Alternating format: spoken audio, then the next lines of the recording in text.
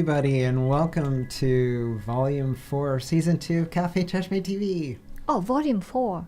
Yeah, already. Cool. 早いね。早いね.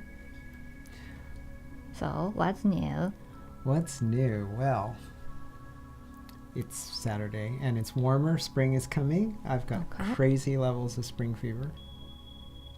I hear you. So ready to see flowers and sunshine.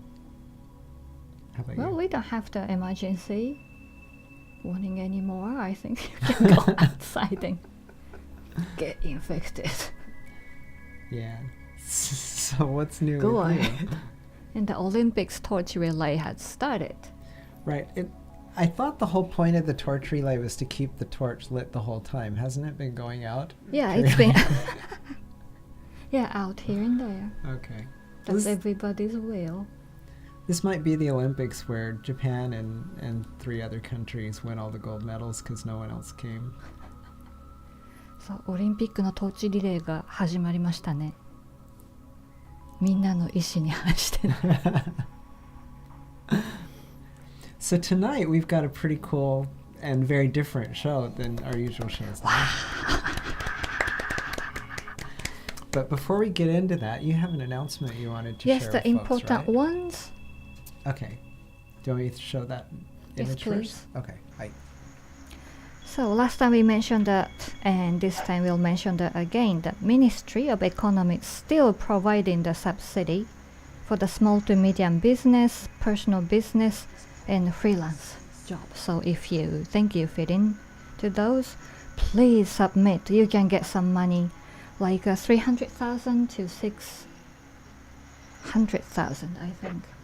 Okay. It's not that much, maybe, but better than nothing. I mean, 600,000 yen can make a huge difference for somebody during this situation. Yeah, I think this could be good help for some people. So please, 一時支援金がまだ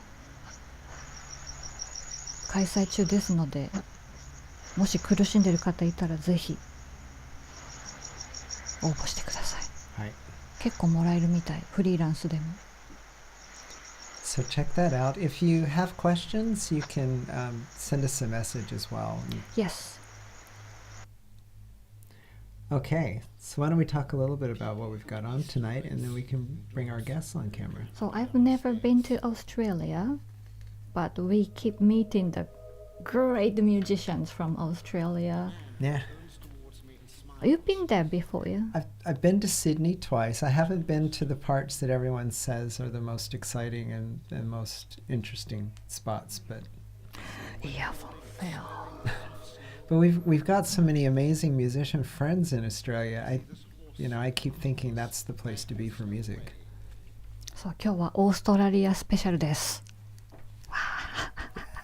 私は行ったことはないんですが、ケリーがね、シアトルに2回か行ったの。Sydney? シドニーか。Yeah, シドニー2回か。 Twice でも for 仕 work. 事で行ってるから Yeah, 何も見てないんだけど。mostly in the office, but people were nice, and the environment was beautiful, and that harbor there was really beautiful. It was nice. And like Dale, I don't know if he's watching now, but Dale said that Wollongong is one of the really creative town. Very cool. So why don't we bring on our guests Please do. and say hello to everybody. Hello. Hello. Hi. So do you want to do a quick introduction starting on our left? どうぞ。 No, you first. What do you mean? Introduce our guests. Okay, I'll start. Okay, first, let's say hey to Neil. Neil, hello. Hey. Oh, one by one, hello. Mm. Okay. How you going? We're doing great. Thanks for joining us tonight. It's a pleasure. Happy to be here. Before we connected, we were talking about how cool your room is and how much we want to just start going in there and playing music. Yeah. Yeah, my escape. Yeah. So awesome. Yeah, you can see drums and guitars behind him. Yeah, I've got don't know if you can see here, but about a gazillion headphones as well. I've got problems. Yeah, I've got issues. It's great. And so you're not actually in Wollongong. We were talking about where you are a little bit. So do you want to tell us about that a little? Yeah, so I'm a bit further south, in a town called Bomaderry, and it's about an hour's drive south of Wollongong. Us four actually went to Bomaderry High, so we all sort of originate from this sort of spot, but yeah, they ventured a bit further away than I did, that's all. Very cool. And let's go over and say hi to Troy. And do you want to do introductions all around there, Troy? Yeah, sure. So to my left, we have Liberty LaFemme, and to her left, Craig Phobia Burns. Like Neil was saying, we're all born and raised in Bomaderry, and we all went to school together. We've been friends, but only sort of like semi-recently, we've all sort of reconnected, just in the various different projects and stuff that we've had going on. And the Cheap Coffins, like the live performance stuff at least, has been that the first time where all four of us have been involved on the same project again. So it's just been awesome, like just hanging out as friends, but also as like collaborators and creative partners and stuff too. So it's been really nice getting to reconnect with everyone in a new way on top of the years of friendship we already had. Very cool. And you've just released an album as well, then. Yes, indeed. So, yeah, 1 week and a day ago, put out Terra Amazonia out into the world. Just threw it out there for everyone to enjoy, because I heard it described that releasing an album or a record is a lot like just sort of having this thing that you work on and then just scrunching it into a ball and just tossing it into this void and just sort of waiting to see what will happen with it. So it's sort of 1 week in, and it's been really interesting just seeing like just all the reactions and all the very nice things a lot of friends have said about the whole thing, and just being able to get so many people together to be able to collaborate with and share that thing with. That for what's in some ways a solo project, the best part has been working with these guys on the whole thing. So it's been a really very exciting, emotional sort of week. It's been really nice. That's so cool. Congratulations. It's wonderful. Thank you very much. And last time we had you on the show, you were doing solo work, so it's quite exciting to see, to hear about your collaborative project and to see a different side of what you're doing as well. Yeah, I can't. When was it that we spoke last time? I can't remember. Sort of mid to late 2020, somewhere in there, I think. Yeah, that's right. Yeah. So I think maybe the first single was out then. Oh yeah. Liminal Self that time. Yeah, that's right. Yeah, that's right. So that came out end of September, and so at that point it was still the music was sort of mostly finished, but not entirely. But it was sort of around after that came out that it was then the point where we started to look at how to sort of bring it to the world. But everything up until that point was, just me working in my bedroom and then sending all the stuff to Neil, who would work on it. We'd obviously, bounce ideas back and whatever. But even in that whole process, I think the two of us were only in the same room together once, obviously partly COVID and partly because it's quite easy to collaborate, online these days. But it was really nice getting to that point where it was like, okay, I don't want to do all this by myself. That the music side of it and the writing, sort of all that side of it is sort of a solo job. But it's really nice then getting to work with others to figure out how to bring it out, how to express it, because there's stories on the record. But it's really fun to be able to figure out how to take those stories and tell them in a collaborative sort of way, get them reinterpreted, and just the things that came out from that collaboration just made it so much richer, and it took on such a bigger sense of self than it ever could have had it just been me in my room. So getting to perform and collaborate with these guys on things has it's given what already was a very significant thing in my life. It's just exploded that extra significance, that extra specialness of it, which has been really cool. That's amazing. And I think it's so cool that, you know, we've seen such a huge surge in creativity from people during the last year while everyone was kind of stuck inside. They just got into what they were doing, and it's been so wonderful to see artists, you know, trying new things and exploring new things. It's cool. And we got your album, and we've been listening for last few days, and it's so beautiful, so good. Thank you. I'm so excited. Thank you so much. It's going to be great to share, you know, all of the music that we're sharing tonight as a demonstration of just the absolute amazing talent that's going on in Australia. We're just blown away. And plus, you guys look like our tribe, which makes us very happy. True. I feel very at home in this call, in this chat. Yeah. So what have we got first tonight? I think we've got we're going to do Cheap Coffin second, but we've got Old Haunts up first, right? Yes, Neil's band. Neil, do you want to talk a little bit about Old Haunts? Because this is something I just heard today, and I'm so excited about.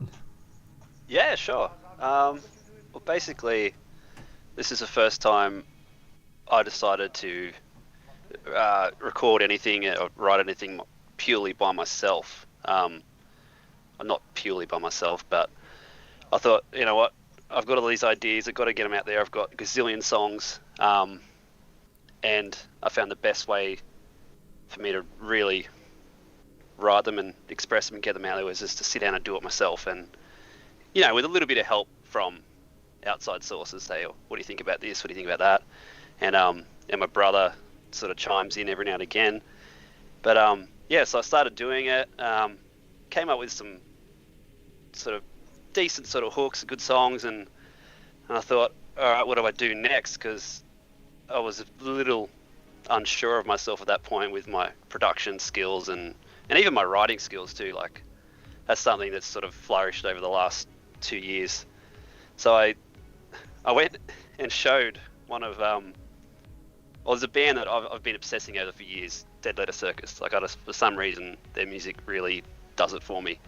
And they played locally, so I went up to the drummer, and because I've worked with him before on other projects, and I gave him the demo that I was working on. I said, would he be keen to put some drums over this? And he went, yeah, sure, man. And then a week later, he sent me the track with his drums on top, and my mind just exploded. That's cool. It was like, right, okay, it's gone to that next level now. Like, instead of, you know, like I'm a capable drummer, but he lives and breathes drums. So it just helped me realize, like, holy shit, I can actually, you know, make proper quality records here. And then so I went on to that, and then met, you know, more people in his circle. And so like the guitarist of Dead Letter Circus, he put the mix on a couple of the songs. And so I started getting this nice creative little bunch of people together. And so then I just went for it. But then I got about 3 songs finished. I think 3 songs you might be playing tonight. Yeah. And I sat on them for nearly 12 months because I was too scared to release them. I just had this weird thing, and I'm like, I can't put it out in the world. I just feel strange about it because it's very, as Troy might appreciate here, it's like you throw it all out there. Yeah, there's the chance that somebody's going to go, oh, that sucks, man, and crush your dreams. But then COVID came along. And I thought, you know what, now's probably a great time just to start doing it and put it out there. And, you know, and in my humble opinion, it had some, you know, relative success. So I was pretty stoked with it. So, got those songs out. I've got probably, I don't know, 60 or 70 different tracks that I'm working on at the moment. Wow.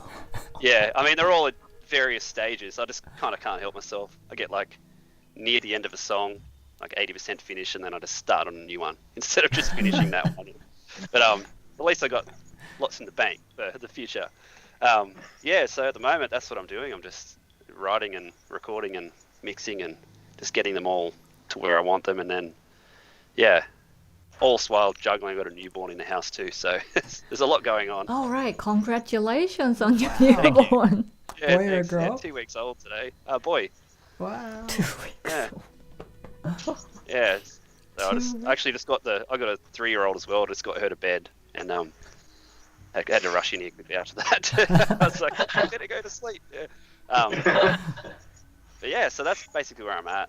I'm pretty stoked with how it's all sort of formed, and it's the confidence that I've gained from just like I hate to say it, but like I was chasing validation from these guys that I've idolized for so long, and they gave it to me. So I was like, all right, let's do it. It just sort of helped me grow. So that's pretty much where I'm at the moment, just writing and recording and getting it ready. Very cool. I think on that note, we should run the first song and let the folks out there see what you've been working on. Absolutely. Sounds good. Okay, here we go.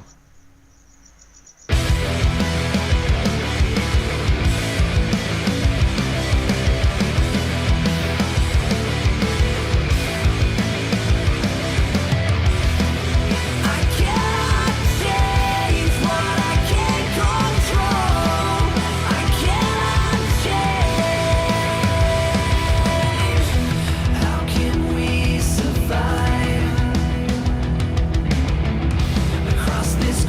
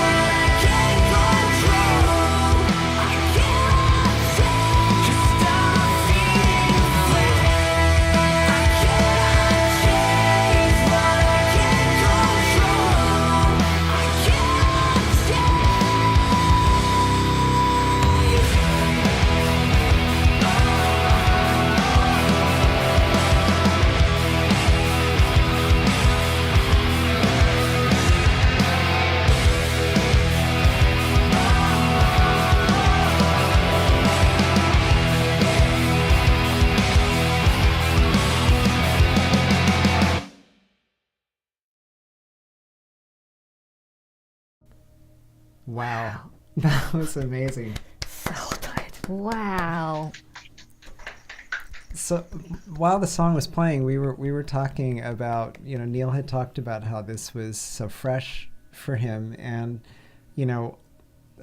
I've been involved in music for a very, very, very long time, and to hear that level of not only artistry with the music but production values as well is really a testimony to your craft. It's really Thank you. amazing. Thanks. Appreciate it. So where does the inspiration for your project come from? Is there when you're writing songs, is there something that kind of puts you in that space? Well, I guess the main motivator is I just love it. So I could sit here for hours just writing, whatever comes to me. Like, I just love it. So that's number one, like absolutely number one. But also, like I'm not what's the word? I've become more open with my mental health, in the past sort of 4 or 5 years, and I've suffered from anxiety and depression and all the horrid things since I can remember. So it's a really good outlet for me. And same with addiction, stuff like that. You'll hear a lot of that in the lyrics that I sing, and even the music itself, the way it moves and whatever is pretty. It's like a parallel to how I sort of live at times. So they're the two main motivators. One is because I love it, and the other is because it helps. Basically.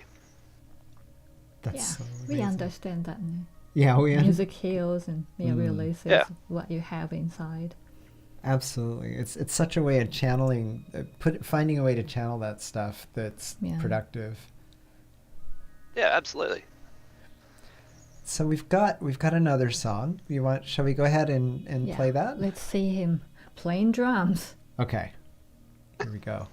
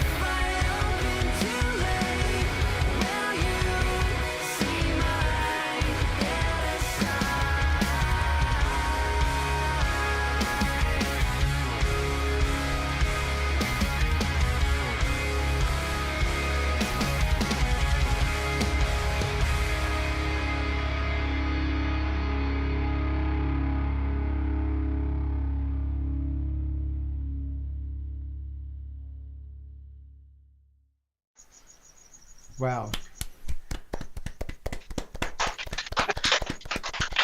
So you were telling us about the backstory on this song. Would you mind sharing that with the folks who are watching tonight? Yeah, sure. So I was saying, yeah, I lost my mum to brain cancer 4 years ago, and obviously super traumatic period of my life.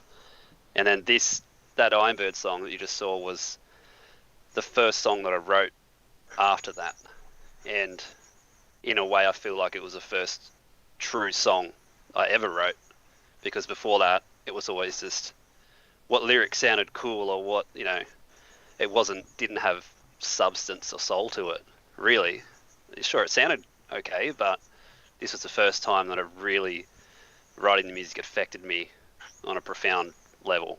Whereas I was saying it, I was sobbing on my desk trying to write it, and it was just that seeing Mum in that moment where she realized she was terminal. Her whole mentality flipped, and she was so calm, and it was like she had a lot of demons throughout her life, and once that news was given to her, it's like she went back to the person that she used to be, and it just, it was really, really good to see. As sad as it was, it was still, I'm glad she got back there, and that's what that song is all about.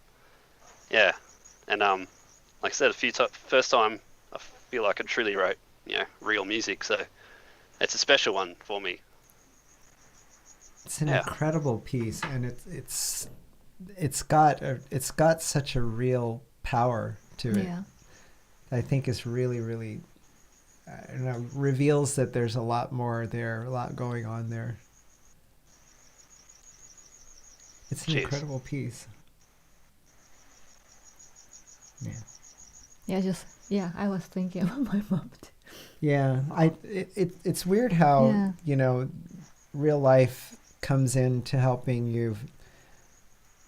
I don't know. Maybe it tears down the walls that you would put up otherwise, that keep you from going that extra step and putting yourself out there. But when real life kind of hits you, you turn to that. Sure, absolutely, I agree. Yeah. So we've got one more, and actually, let's check notes. What did Dale write? Dale says, "Great Oz rock, full of positive energy and power." Thanks, Dale. Dale is an incredible supporter for the shows. They're usually doing pizza night on Saturdays when we do our show, and chime in, and they're musicians as well. So it's great awesome to have them on tonight. Thanks, Dale. So we've got one more song. Yeah, one more song. Should we go ahead and run that one? Yes, please. Okay, here we go.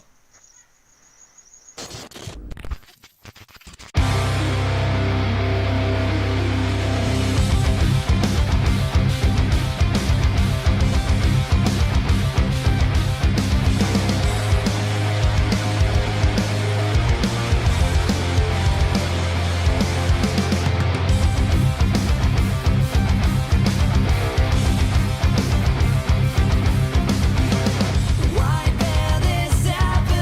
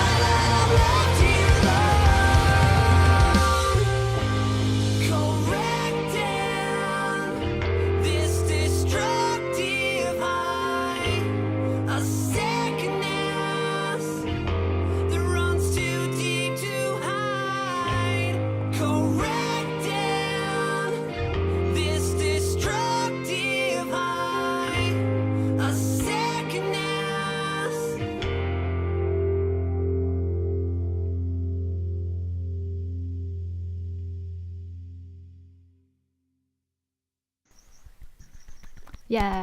That is great. So Thank you. It came up during the song that you can sing and play drums at the same time, Yeah. which is magical at least. Yeah, I used to do it a lot. Back when I was playing with Daniel Edge, the guy that just joined the chat. He's my cousin, and Oh. and I was playing with my brother as well, and we're just a three-piece band, and I was drumming and singing, and I did that for I don't know 5 years or more, so it's pretty natural to me. Wow.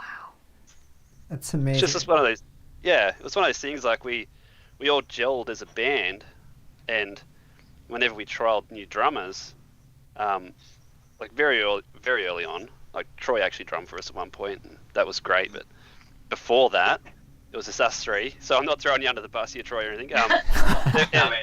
It was. I knew my place. We had like a really good vibe going on, where the way I played drums suited the way they played their instruments. So, but I was also the singer, so I just started singing, playing drums, and it just sort of that's how I started doing that. Yeah. It's so cool. I can barely manage to sing and play a string instrument at the same time if I'm putting every ounce of my energy into not screwing it up. And drums, I mean, I'm mystified by drummers to start with. Being able to do everything that you're doing and to do that with the athleticism that you need to get through a show is unbelievable. Yeah, well, I mean, I can't say I'm ripped like your average drummer, but I'll take it. So what's next? What's coming up next for you? Well, yeah, like I was saying earlier, I'm just currently busy working away, trying to get. I think I've got 10 or 11 songs really close to being finished, and which I'm quite proud of. I feel like I've upped it a bit further than the last releases. Just a bit. Some of it's a bit heavier as well, which is sort of. I like heavy stuff. So I'm not talking about like full-on metal, but just a heavier vibe, if that makes sense. Yeah, so I'm just working away at them, getting them finished, and then hopefully get them out into the world. I hope this year, but we'll see what happens. Very Just cool. because I want to keep the ball rolling, like I feel like I've started it and I've got to keep it going. So yeah. So we've got a very long link for your YouTube channel, but where else can folks find your music now? Well, it's just on all the major platforms, the Spotify and all the streaming services. So Bandcamp is another good one because they're quite good to their artists. So just anywhere, Apple, Spotify. You know use the Old Haunts band? So depending on what I could get on Okay. different platforms, Okay. it's Old Haunts Project at times, Okay. and then sometimes it'll be Old Haunts Band. Yeah. Okay, very cool. So everybody, confused. make sure you get out there and find Old Haunts, because that was I have a feeling that this is the tip of the spear. That there's Yeah. so much more we're gonna get to hear from you, and really excited about it. Thanks, man. Thank you so much. It's beautiful. Thank you for sharing Thank with you us so tonight. much. Cheers. Appreciate it. So we're gonna head Vinyl over. produced Troy's new album too. Wow. So producer as well as doing your own stuff. You're producing for other folks as well then. That's I've been doing it. Well, I've been doing it for years, and then only recently started taking it seriously. And Troy's was one of the first records I mixed from start to finish. So it's been quite a long journey, hey Troy? It's been It has. yeah. It's like But- about 2 years, I think, since we first started Yeah. working on the first song, I think. And to be honest, he threw a hard one at me because, like, when I first heard it, I'm like, how the hell am I gonna make this sound like, because he's so random and crazy with his ideas. Oh man, but It was no, it's actually so perfect because I was always going to want to work with you anyway, but your the older Haunt stuff, like everyone just heard, like it's so tight and it's so well produced and it just sounds so epic and lush and like everything's in its right place. So I knew that I needed a lot of that to help counteract just the chaos that sort of goes on in like the writing side of what I'm doing, because there is just so many, like, you know, there would have been these tracks, like when I was sending in the stems, you know, there would be like guitars, drums, you know, synth bass, whatever, and then it would be like screaming 1, screaming 2, noise 1, noise 2, noise 3. And like in my mind, they were like the most important parts of the song. So I'd be like giving him these notes, and I'm like, oh, drums and guitar, whatever, just do what you do. I know that's going to be fine, but this noise, it needs to swell up at exactly this point and exactly this way at this time. Wow. There's very detailed notes about how the screaming was needed to sound. Which most people won't even notice, but Yeah. the few that We do. put it together so well that like it doesn't come across too like the way we're describing it makes it sound way worse than it actually is. I hope. But that's the magic of a good producer, to be able to take the artist's ideas and then make them make those things that you're feeling end up something that the people listening have a chance to feel. Yeah. Exactly. I mean, the project wouldn't have happened without Foley in the first place. Like, not only did he made it sound as good as it did, but back in the very early days when the project started, it was initially just me wanting to find a creative outlet that didn't involve scheduling around other people. Because, like, you know, I've been in other bands before, and it was always fun, but just, you know, life gets in the way and it's hard to make things align. So I'd have these ideas and you'd feel that fire burning, but you wouldn't hear back, you know, for a couple of days or a week or two, just because, you know, other things get in the way. And so I'd started to basically, okay, you know what, screw it, I'll just have a go at doing things myself. But like, I couldn't really sing that well, and I'd never done like a whole band's worth of stuff. I'd always left gaps for other people. And so I sort of sent it out to Neil in the same way that he was talking before about sort of getting some of that validation and that reassurance from people that he looked up to, that I got that from him, because I've always looked up to Neil in that musical sense of everything he's been doing. So I'd sort of send in these ideas, like real timidly, real tentatively, just trying to act casual, like, oh, hey, what do you think of this? Where like in the reality was that if Neil gave me just like a lukewarm answer, like, oh, it's fine, good job, anyway. And if he hadn't done that, I would have went, okay, you know what, screw it, don't worry about it. I'll take up, you know, wood carving or something as a way to outlet. But he was like, no, man, you've got, like, there's something here. And he could hear in it what I couldn't quite hear at the time, that, you know, I just thought he was sort of being nice or being supportive, like, as he is as a friend. But then as the project went on, and I think Gorefield was the first one we did, wasn't it? Oh, no, it was it Gorefield? Yeah, it was, yeah. Yeah, that's right. So that was the one where, like, I'd sent him little snippets of other ideas, but that was like the first full proper song. And so I didn't know what the project was going to be like at that point. I didn't know it was going to end up being like what it is now. But hearing that one back after Neil had given it the treatment, it was that mind-blowing moment of being able to hear in it what was dormant before. Just there were these little seeds, these little ideas or whatever. And the way that he brought it all out and made it sound, and even just a few extra things that he added that, like, I hadn't, you know, sort of asked for, I hadn't deliberately sort of said I want it to sound like this. That just so perfectly matched what I sort of have felt and heard in here that it was going to sound like. That just hearing it back through the headphones, it was just that moment where the project came alive, that it was now its own real thing. That before it was just like you know, I'll just see what happens, maybe I'll just make something dumb and not worry about it. That was the moment where it really, I was like, okay, this is something that I'm going to put some real time and energy and, you know, sort of conscious effort into.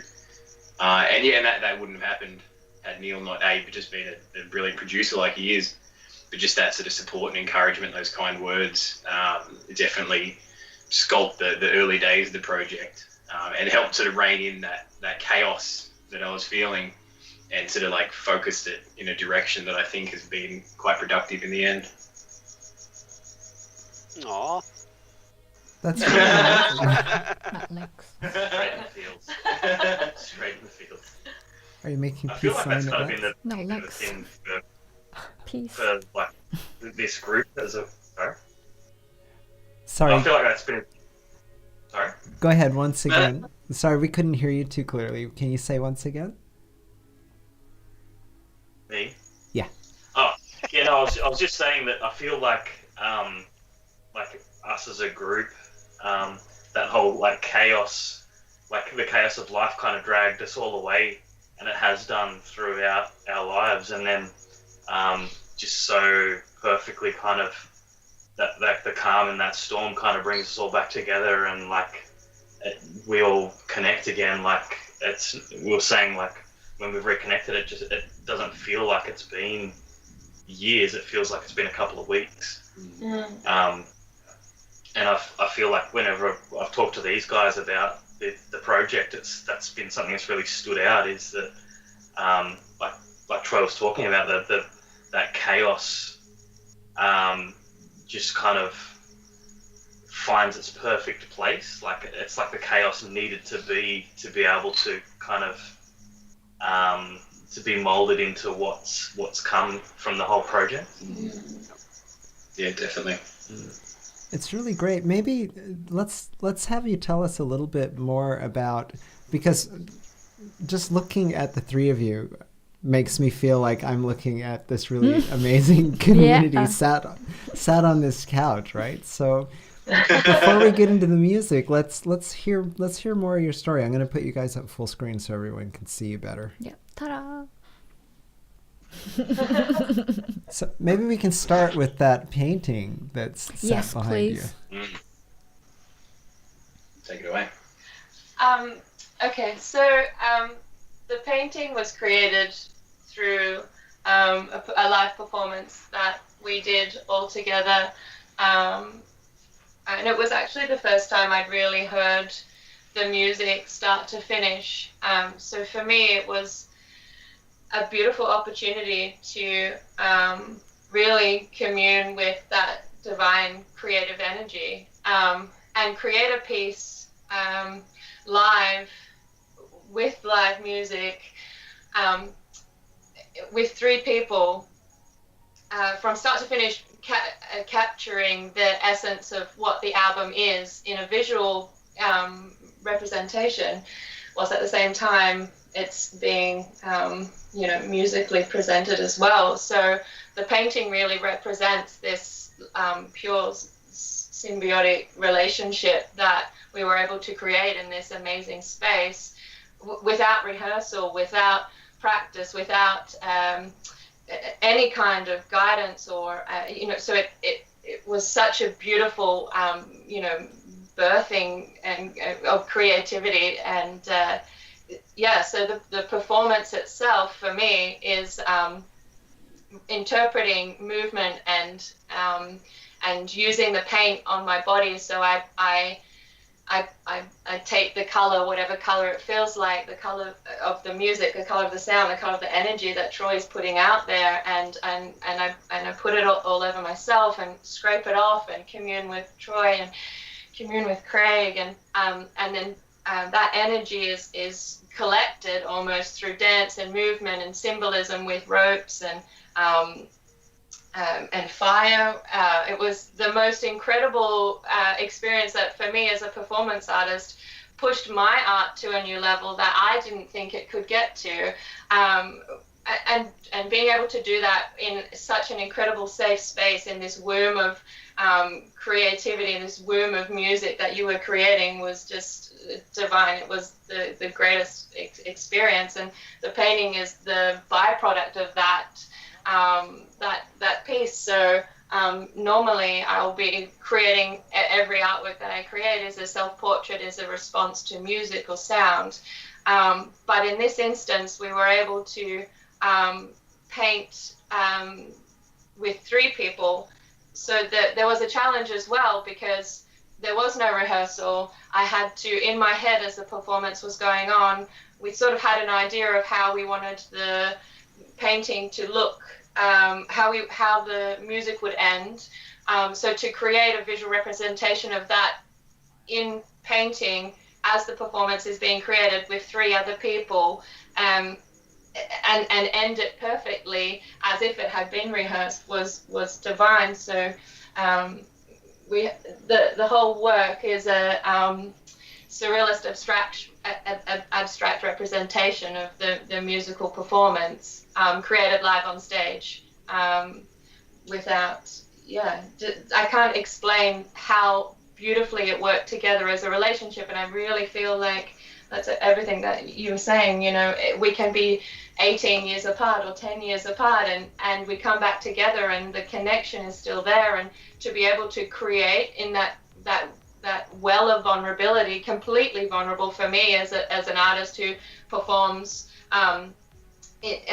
without costume, to be able to completely open myself up, my body up, my creative processing up, was the most beautiful, caring and nurturing, soul reviving experience. And I think the painting will always represent that for us. It's the artwork itself has come and gone through the process of the performance, and the byproduct is this beautiful relic that's been left behind, and we can recommune with that energy every time we look at it. And so for me, this painting will always be Troy, and Terra Amazonia, and you can hear it when you look at it. You can hear the performance when you look at it, and it does look incredibly abstract, but when you look at the film, when you see the process,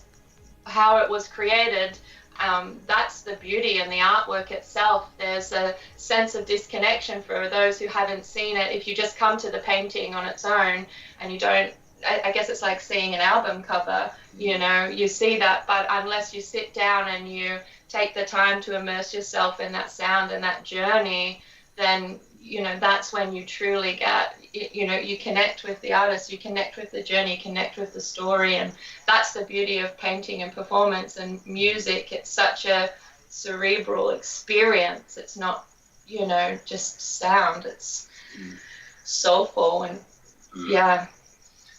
And I think the conversations that we had going into that, like you said, there was no rehearsal, there was no we had a very brief conversation about it, so it was we kind of roughly know where we're going with it, but let's just go with the flow. And I think we all just said, this is just an opportunity for us to just have fun together and just enjoy this process and just ride this wave.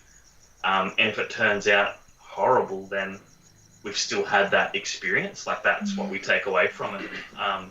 And I think that that was such a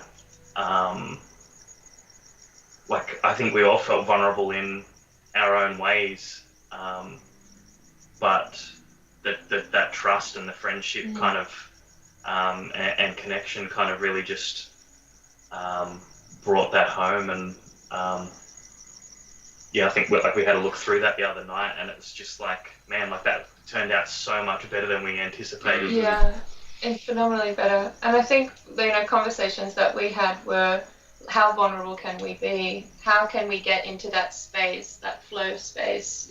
And I think because all three of us went into this basically putting all of our cards on the table and saying, let's just do whatever, no rules, no boundaries, no nothing. Let's fully open ourselves to divine energy, the creative divine, and put it out there.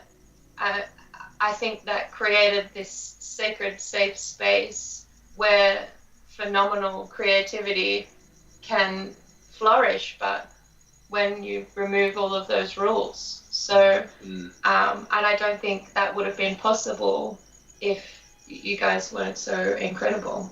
So I'm phenomenally thankful for that opportunity. It's been. Oh, sorry, Kelly. I'm sorry. The original video. So, unfortunately, we had some reservations about being able to run the original video because we've been in YouTube jail recently. So I want to make sure that people can actually get out and see this. So Troy, it's up on your channel. Is that right? So the whole thing isn't yet. At the moment, we've got just one song of the whole live performance. We've got If We Die Tonight, which is like the second song off the album. So it's up, on my Facebook and YouTube and Instagram and everything. The entire thing's going to come out.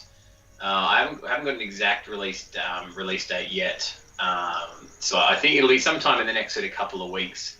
But I want to make sure that we can do something quite special to put it out there, because like we were saying, the way it came together was just so organic. It was so, like, we had a few, like I had a few ideas in terms of the sort of the symbolism I wanted to portray, and the sort of stories that might be getting told, at least through like the music side of it. But they were very, very simplistic, very like, okay, this song is the chaos song, and then at the end of this, the sort of like like me as the main character of the story, sort of has a tantrum and then does this, and then this song is the redemption, the calming of this character, and this song is sort of like the point where the character is sort of shunned or scorned or rejected by the world, which leads to the animosity which led to the chaos in the first place. So there's like a very rough, vague story, like in my head, in terms of like the hero's journey style thing. There was a character arc that me as the main character was sort of going to go through. But the most beautiful thing with how the whole performance came together was how I was able to not only express it in a way that these guys were instantly just like, oh yeah, cool, yeah, got it. Like, it was so, the conversations that you could write essays, and I actually want to do like a DVD sort of like commentary on the video as well, because there is so many like little cool things that happen that we could talk about. But it was so organic the way that it came about. Like, even just things like there's in the fourth song, the fifth song, there's a light change, because we sort of knew, okay, this song's the red song, this song's the blue song, and there was like a moment in between, because we've incorporated a lot of performance-based art into the interludes of the songs, because during the songs themselves, I'm somewhat limited by how freely I'm able to move, just because of all the instruments I'm trying to play and everything I'm sort of doing. But it was really fun. Some of my most favorite parts was in between the songs, in these transitions from one to the next. The interplay, especially between Shannon and I, was so, again, not planned. There was a rough idea of like, this is what we're going to do, that, the character's having a hissy fit, and Liberty as the goddess, or Amazonia as the goddess, is going to, sort of calm him down. How it looks so much more rehearsed than it was. Yeah. Like there's some parts where it just looks so elegant and just perfect, but like in my head, I'm sort of like there'd be some very interesting shots if the camera's on the other side, because there was a lot of communication going on between the three of us just with our eyes. Like there's one part where Craig needed to pass me the guitar, and I'm sort of like looking at him and looking at the guitar and looking at him and looking at the guitar, because none of it was like choreographed or rehearsed. But like from the outside, it just looks really dramatic and like, oh, look, they're staring at each other. But I'm really like trying to and just like there was like one part that we sort of had planned beforehand was that Liberty was going to she had like a glass. Actually, I think I've got the thingy here. It's like a chalice, sort of goblet-y sort of thing that I found at the op shop. And it was like, so Amazonia was going to sort of pour this out. And Shan had, what was the painting that was the inspiration behind the pose for that? Was there a painting? Pose? No, the one where you were pouring the... It's just a very classic Grecian Roman antiquity pose or Renaissance pose. A lot of the poses come from classical artworks, but not a real... Yeah, okay. It's like Venus de Milo meets The Birth of Venus meets, Venus at the waterhole or whatever, you know. Yeah. It's a very standard, classical, like. Yeah. Oh, And that's so it's- elegant. And it comes across like it's so perfectly like it's just also in character, and it works so well, and it just looks so like dramatic, like we've planned this thing out a million times.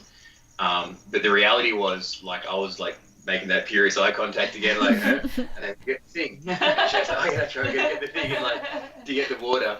But that was the thing, was that because we were just in that flow state, just so deep in those characters, that every moment, even those parts, were still part of that character. It's like, when you're improvising a scene or something, that it's just, it got worked into what it was. So it wasn't like, if we forgot something, there was a sudden jerky movement of like, oh, yeah, hold on, let me just run over and grab it. That even that act of forgetting and then remembering and having to go out of your way to get it became some of the nicest motions. I remember the one where you were sort of closer to me on the stage, and then you, like, when you had to go back and get it, there was just this really nice moment of you sort of like having to like sort of shuffle back over the thing and so gracefully reaching out to get it, that it was all, it looked planned. Like there was such trust in the moment that I had forgotten to get the goblet, and I knew I had to do something, and in my head I'm like, think, but nobody broke character, but it was almost like these word characters. These were our true selves, and there was so much trust in you to sit and wait for me to remember what I was doing.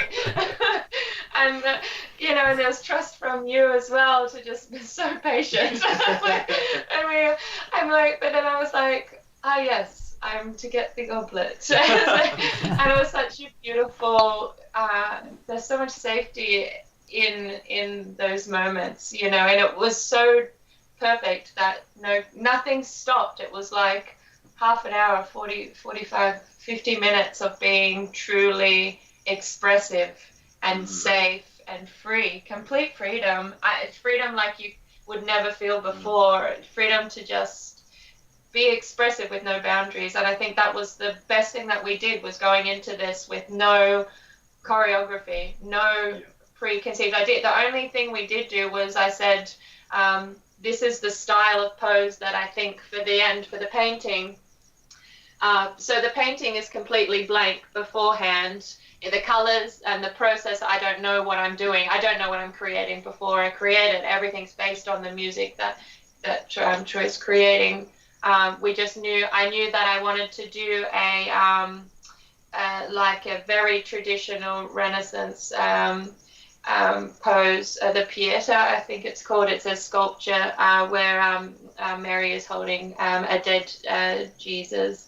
And it's a very famous sculpture. And I said, based on our conversations, that style of the creative divine holding the mortal soul, released from, and transcendent into the creative void or the creative rebirthing, and the darkness and the death behind, which were our three characters, our three personas throughout the piece.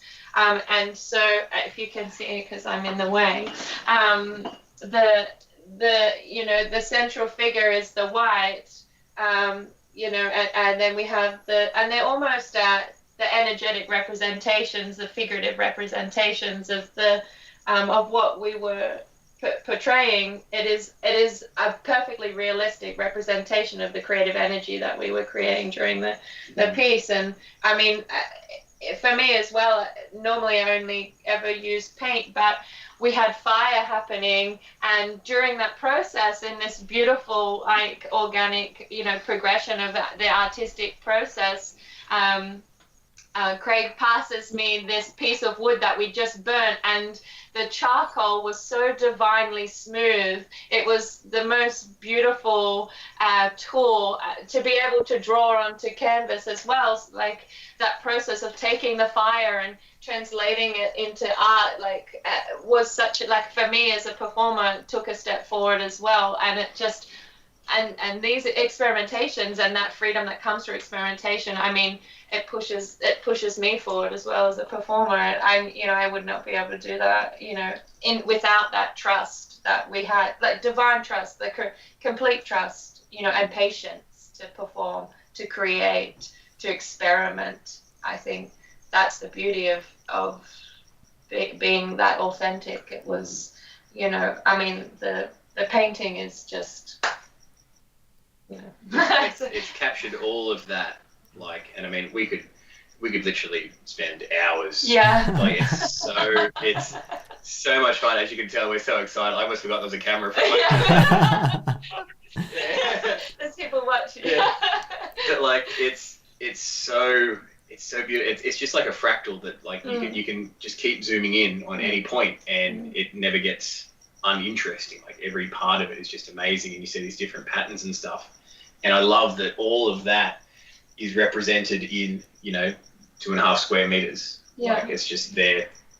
And I think as well, like, it's so simplistic. It looks so simple. It looks like a child could paint it. It's like, I think it is literally a finger painting, but the creativity behind it, the planning behind it, it's 2.5 years of Neil and Troy working together on a musical composition that is an experience that I can step into and take from that and create a visual representation, unless I was able to connect with that, to the profound depth that I was because of the, Neil and Troy, then, that to be able to dance. So all of this is created with dance and movement. Nothing is, static. It's all an interpretation of something, an interpretation of a sound, interpretation of a scream, an interpretation of a silence, interpretation of a build-up, interpretation of a drop. It's the interpretation of the sound blue. It's the interpretation of the sound red. It's every part of it is, created from what you've made, what you've dreamt. That's it's half an hour of painting, but it's 2.5 years of build-up and planning and energetic collation and collaboration. It's so much more than one artwork. Yeah, absolutely. I still think about it, and I still think, like, when they're like, "Yep, that's a wrap," and we're like, "All right, so where do we need to do the second takes and stuff?" Like, it was a legitimate single take from start to finish. Yeah. And that blew my mind at the end, because like any time I've ever done any other filming, it's like you do the same thing over and over and over again to the point you're like, man, like I just really want to go home. Like, but it was like, not only was that energy still there, like I could keep doing this for ages, but it was that legitimate single take from start to finish, right through the whole set. It was just mind blowing. Capturing that lightning in a bottle. I think on that note, we should let our folks hear some of this music. Yeah, well, all that, you don't get to see it because YouTube hates breasts. So you'll get to see a different live performance, which actually it has Craig. Not my breasts. Yes, we've got a different performance that we can show you until YouTube catches up to the 21st century. Yeah. And definitely when you do your release on the video, let us know. We'll share it on the page because we do want everybody to be able to see that. It was an incredible piece that we got to see parts of, and that was exciting. But I'm very excited. That said, even though that's amazing, I'm still very excited about the videos that we are able to show tonight, because this shows you doing your thing, and it's absolutely amazing. Oh, thank you. It's good. It's got elements of the performance that we did, in that we've got a bit of an idea now of how the live show evolves and the story that's told, on stage now, just getting that performance aspect. And I mean, I've only played 3 times, I guess, if we count this night. The one that we'll see tonight is just the 3rd gig I've ever done, and you can see that there's a lot of evolution sort of going on, and I can't wait for the next show, because I'm already brimming with ideas of this is every character is taking on extra depth, and there's that extra symbolism, and there's that extra cool stuff that we can do on stage. So sort of what you're seeing now is in the video tonight it's sort of that snapshot of how it is at the moment, but it's still evolving, it's still growing, which is really exciting. Very cool. So Well, there here are we- 2 pieces Yep. today, so let's play the first part. Okay. Hi. Here we go. Good evening, ladies and gentlemen. I have cheap coffins.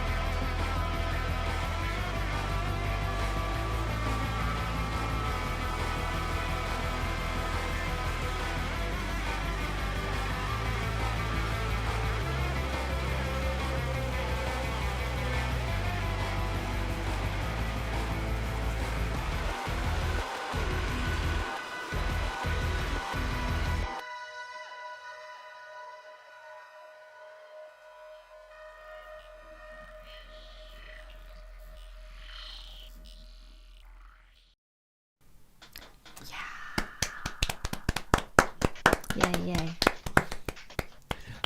I'm still blown away how much you're able to do live on stage by yourself. Yeah, by yourself. Just blown away. It's that's been one of the most enjoyable parts of the project, is sort of that challenge of trying to figure out how I can do it. Because like when I was writing the songs, I always kept in the back of my head the fact that I was going to have to play these live. So like I knew there was, if I had too many sudden changes, or like if a part went into something that was just totally different all of a sudden, it might work for the song, but it would be hard to recreate that like authentically live. So I think there's a few sort of choices that, you know, musically were made with that in the back of my head. But it's always like, it's a very like sort of each song has its own weird structure and way I try to put it together. So from I'll get all the stems of the songs back from Neil. It'll have, you know, all the bass and guitar and the drums and all the synths and effects and everything just sort of separated out. And then it'll be a matter of, okay, well, I'll get rid of all the guitar and all the vocals because I'll do all that live. But depending on what guitar parts are in the song, I might record, like I try to as often as possible, record all the guitar parts at the beginning of the song. So I'll sort of rewrite a new intro to the song, knowing, okay, there's these 3 riffs that come up in the song. So I'll have the computer will be set up to record like a certain length and then go on and record another length and then another length. So I'll start the song just by playing those guitar riffs. And so at the beginning, it sounds a little bit odd, like it's like you're just hearing individual blocks sort of being put together. But once they're recorded, it means that later on in the song, when those parts come up, they'll be able to be, like, again, I'll have the computer just set to play it at a certain point or to trigger at a certain time in the song.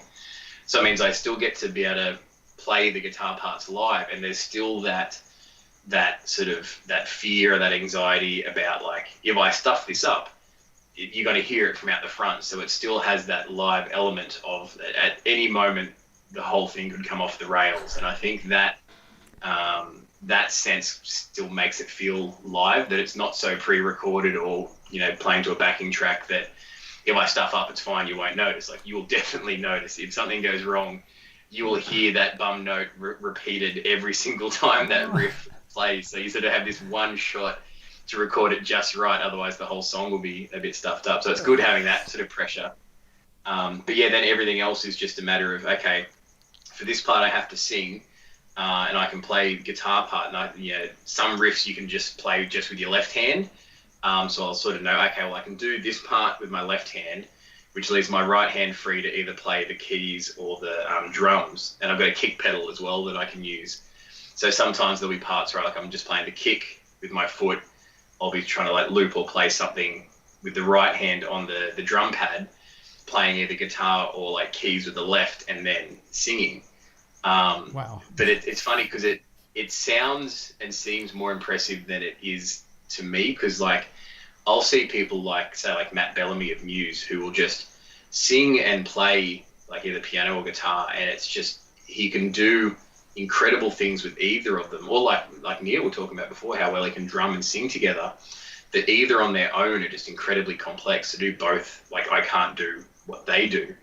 But just the way the songs have sort of worked out, that it just seems to fall into place, that the parts that I'm playing, just, you know, rhythmically or whatever, I'm able to sort of split my brain into enough parts to be like, okay, you do this, and you do this, and you do this.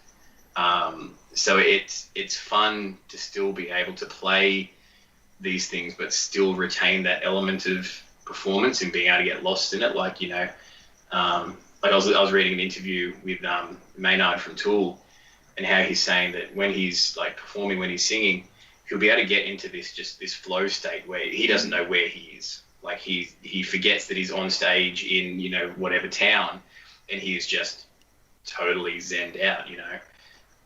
And so I'm still nowhere near that point, but I'm trying to work towards these things being automatic and like organic enough that I get to still do stuff which looks interesting, that you're seeing me do stuff, so it's not just like a karaoke sort of performance, that there's still cool things going on. I get that element of performance, but, you know, by far the most enjoyable part is probably the singing and just that performance aspects. There's certain parts of the song where it's like it's a bit of a not a chore, but it's like the more I have to focus, like, okay, this part, don't forget, you have to do this, and you have to do this, and you have to do this. But then there's some parts of the song that like everything's already looped and it's recorded and it's just going to play out the way it needs to. And I just to go nuts and, you know, trash things on stage or whatever and really get lost in that moment, which is like, they're the most fun parts of the whole performance. Very cool. We've got another half. Yes, please. So let's go ahead and play this. This is so incredible. I'm so excited. Let's go.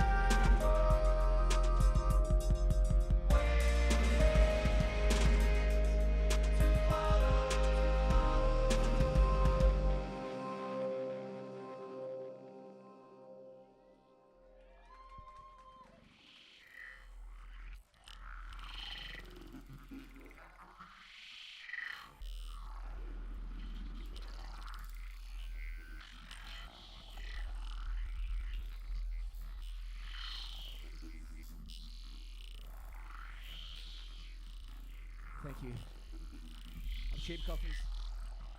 This is my last one. Get CDs and badges and shit. If you feel like buying some shit.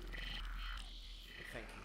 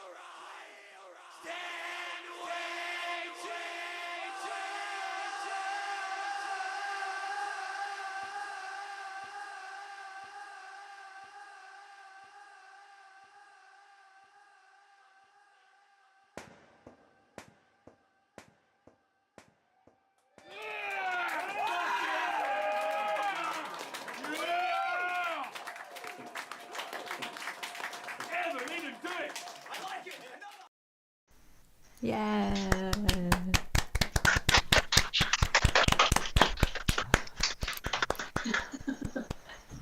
That's awesome. I hope so much that as soon as COVID is over, you guys can come here Yes, and we yes. can find a venue. We'll do anything we can to help you guys find a place to Yes. play. So let us know, once things are over, when you guys want to come, we'll help in any way we can to get you on stage. Absolutely. That'd be amazing. Start building that keyboard case. Yeah, that's right.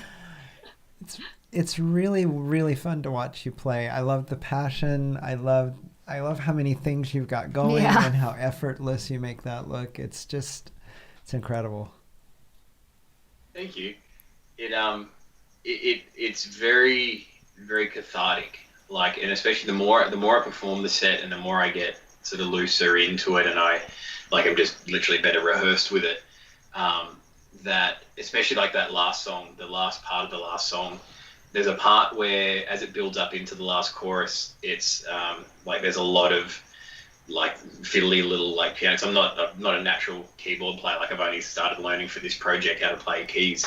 And so there's a few parts where it's like there's only keys playing, and if I stuff that up, you're gonna hear it for the rest of the song, and it's like the most anxious, like focused I have to be. But then as soon as that's done and it builds up into that last chorus, then everything's recorded. So at that point, the entire show is done except for me just singing over the top of it.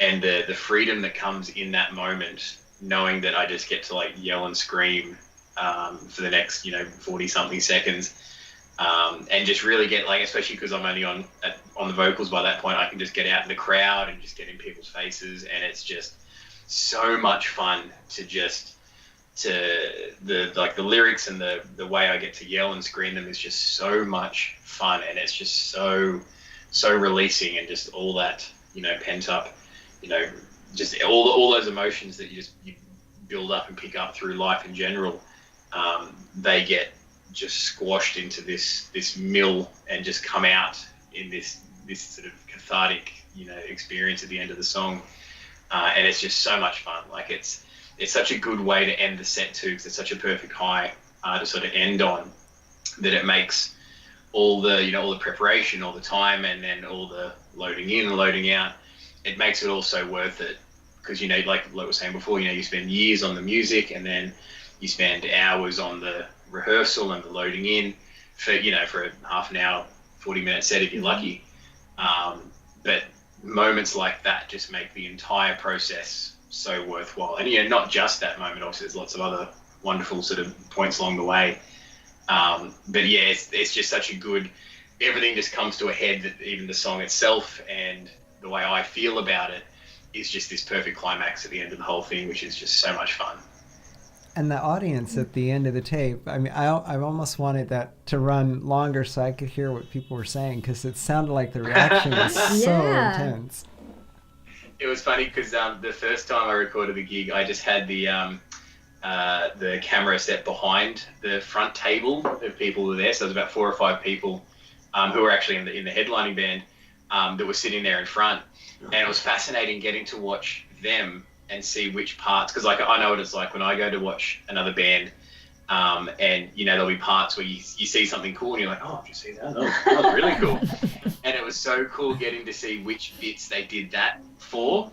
Like there'll be certain moves or certain parts. I was like, oh, yep, that bit's a keeper. Then that's you can see you got those little nods. It was really nice, because when you're on stage you can't see or hear or notice anything, So it was really cool getting that sort of candid over the shoulder sort of shots. That was really cool. In addition to that too, like I think I heard a few of the guys from that headline, they were like fuck, we've got to follow that now. That's the ultimate compliment. That set the bar pretty high. It is a very satisfying, like it's a very, very nice thing to hear because it's never a competition. But like when you go to see like bigger name bands playing, there is just that extra something different between the supports and then the main band. And obviously part of it's the lights and the sound, like they deliberately, really shine the main act. But there are these bands, especially when the headliner comes out, just the second they walk out, they just own the stage. And it's just so you're like, yeah, now we're really in for it. And so it's really fun being at the start of my career and putting all this stuff out there, trying to figure out how to do something that has that same energy and that same just, sort of level of epicness or whatever you want to call it, right off the bat as the opening act or whatever, that I get this extra chance to really try and prove myself to put on. And it's not that you just do it for the audience reaction, but that element of sharing what you're doing, that like, yes, when people like clap and scream and cheer and stuff, it's on an ego level, it's lovely because you're like, oh yeah, that was pretty good. But like, that's not the reason for it. Like it's definitely a perk, and it keeps the self-esteem pretty healthily chugging along. But like the main thing that I do it for is that when people feel that way and when they express it that way, you've made that connection, that they've understood what you're putting out, that they're resonating with what you've created and tried to share with them, in the same way that I know I feel like that when I scream and cheer and clap at a show, because you're not just doing it to boost the ego of the band on stage. You're doing it because you feel that connection, something so special, so amazing, so powerful, that's just how we express it. That you're basically saying like, yes, I'm, we're in this. I get what you're saying. I understand what you're putting out there. And so to get some of that back, it sort of, it's like it closes the loop. That like there's all this element of stuff that you do yourself, and then you make and you produce and you promote and you put everything out there. That the live show is like that feedback at the end of the cycle, to know that what you've put out there is actually being received and it's sort of plugged in on some level, and you get that feedback, which makes you realize, yeah, okay, what I am doing is, I do it just for myself if no one else listened to it, but it's so much more enjoyable and powerful when you get to share that experience with others. So the live show is just such a good place to experience that. That's where we come into it as well. Like that's part of that, sharing the moment and just that experience, and just there in that particular point in time. Yeah, holding and supporting the space. Feel creative. Yeah, well, because it feels like, especially when we perform live, like at the Shoe Club, it feels like a collaborative project. That like, in some ways the gimmick or the leading description in an article is usually like, one man band, because that grabs your attention. Like, oh, how can someone do that? Just one person by themselves. But like, it feels very collaborative. Like even just seeing like the three of us on the couch and the screen there, like it's a band shot. Like it's a band sitting together and talking about stuff. Like I'm hoping that in a year or two it's going to be the same three of us on a couch in Tokyo. Yeah. Yes, please. That would be great. We've just put up the link for cheapcoffins.bandcamp.com, so folks can get over there and get the album and start listening and get excited and help us create demand for these guys to get on a plane as soon as possible to come. Yeah, that's right. I wonder how many copies we'll have to sell to cover flights. Maybe a few. That's all right. We're just going to be in their suitcases. Yeah, that's right. Yeah. Very large suitcase. It's like, no, that looks like a human in the suitcase when we come through customs, but it's really just a really nice piece of art, so it's okay. That's right. It's expensive, so be gentle. Yeah, don't shake it. We want to thank you guys for tonight. Thank you. It's been so much fun. It has. Yeah, thank you so much. And we look forward to having you back. I hope you'll join us again. Let's not make it so long next time. I know it's been since September, but we would definitely love to keep track of what you're doing and hear about your progress and see more of the work you guys are doing. Yeah, absolutely. I know we've got a lot of ideas and a lot of we've got that creative spark, that desire, that energy that, like, you know, individually we'd find an outlet for it anyway, but like we found something here that what we can produce and make seems to be greater than the sum of its parts. So I know that, you know, we've tapped into something very special here, and I'm very, very grateful that we've been able to make this connection and, you know, to make this happen. So yeah, there'll definitely be more to show and more to see in the future. And we'll be collaborating again in the very near future, so there'll be some more footage coming out. Oh yeah, that's right. Yeah, I forgot about that. So we've got I'll put out another like sort of song as a single in maybe a month or two's time, but we're going into planning mode for a new video clip. So we've got lots of petrol and fire and Kate and Red. It might be another one that we can't show. Now I'm saying this, That's if we survive it. yeah, that's right. Got a bit close call for the photo shoot. We had a photo shoot like that. The photo that you had on the main event page, on with the fire, like that's all real fire. Wow. That's in like one of Craig's little room. He's got like this weird little sort of dungeon room out in the back of his house, like a concrete closet. And like, yeah, that's, you know, his landlord might be watching, so I won't say how we did it. It's not real. Yeah, sorry, it's all green screen. In case this is admitted in court. There's some incredible But, CG It's not fire. going to burn down. Yeah, that's right. But yeah, there was there's some interesting behind the scenes photos of us, like, just wow, that was That was me, yeah. that was close. So we're going to take that same energy and put it into a film clip. Over the Yeah, next near couple of death. months. Yeah. If we don't die, we'll be back. That's right. We'll possibly hear how high pitched we can scream. Yeah. Sheer fear of death. It'll either be amazing performance of piece of performance art, Divine. yeah, or we'll go out on top. Either way. Look at 10 flames, literally. Or for the authenticity. That's right. Yeah. Can't wait to see the next video. That's going to be awesome. Well, we want to say thanks to Neil too. He had to drop off because he's Yes, got a yes. little one to look after. 2 weeks. 2 weeks. I can't imagine that. That's so intense and so cool. Yeah. They're kind of. We obviously don't have kids, but they're such a cool little alien thing. I'm not sure what to do with them, but people raise Yeah. these They're so wonderful little squishy. things. Yeah. They're like little raw chicken. Yeah. That scream and cry and don't sleep. He was looking pretty amazing. No black circles yet, but I'm sure if we see him in a couple of weeks, we'll get the black circles, right? Yeah. Yeah. Yeah, I feel like he was holding it together very well.